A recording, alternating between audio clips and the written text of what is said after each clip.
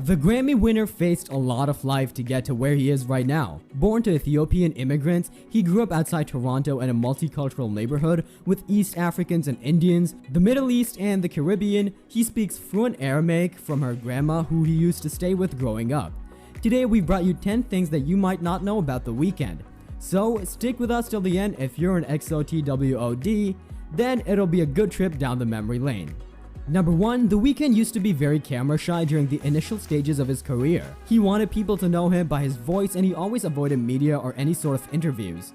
His name is Abel Makanon Tesfaye, and he came up with his stage name as he left his home on a weekend and never came back. He left his home with Lamar Taylor after grabbing his mattress and throwing it into a van. His mother shot him, the worst look anyone could have, he recalled to the New York Times in a 2015 interview.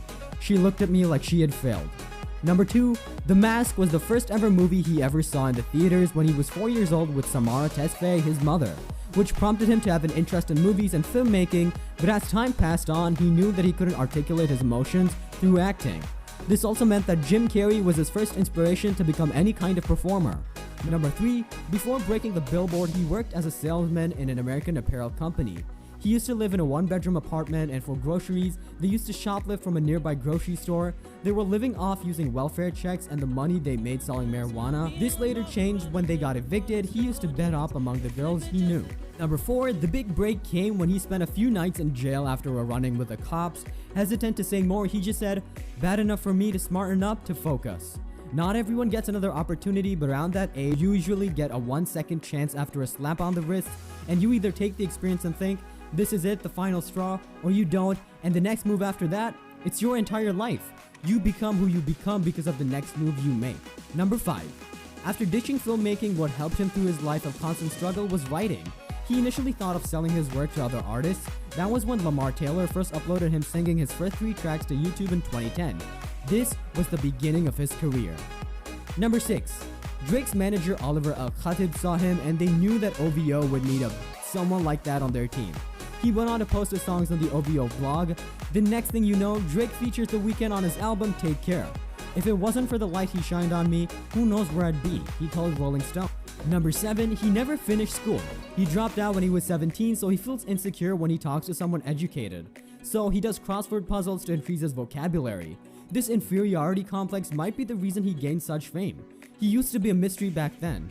No one had seen his face, just the voice, and people were captivated when Wiz Khalifa rapped on his song Remember You. He told Rolling Stone, "I controlled how famous I was getting. I slowly would reveal more of myself every year. That helped me cope with fame as opposed to it all just falling on me." Number 8. But even though his voice and his songs were a great success, his mixtapes were repackaged into a compilation in 2012 in an album called The Trilogy. This was his first studio album, but it only sold 268,000 copies and had no real radio hits. It humbled me a bit. I can be honest about it. Nobody wants to put out music where the reception's not great. Number 9. His signature hairstyle turned a lot of heads, and he was defined by it. It's almost like he made a promise that he'll not cut his hair until he reaches his dream. Even after becoming famous, he did manage to keep his hair for years, but that was causing him neck pain. He would then have to painstakingly chop his hair off because the hair was the biggest giveaway when he would be in public trying to maintain anonymity. Well, Swift reportedly spent petting Abel's locks for about 20 minutes at a post-Grammy party. Number 10. The Weeknd told Rolling Stone in a 2015 interview that the house in Hollywood Hills he was living at the time was haunted. That was the reason he didn't want to stay there anymore, he said. "I've had sleep paralysis, I hear voices sometimes," he told the magazine. "I hear the hills are over an Indian burial ground, but maybe it's just the wind." Coming from a beginning like that, it's an inspirational story that he came up this far. He owns a $3 million car collection. The hypercar McLaren P1 and the Starboy MV is more than $1 million, and he also has a Porsche 918, Lamborghini Aventador SVJ, Ferrari LaFerrari, and a Bentley Mulsanne. Abel's life is an inspirational story, and it motivates a lot of people. What do you think about Abel? We'd love to know in the comments. Thank you so much for watching.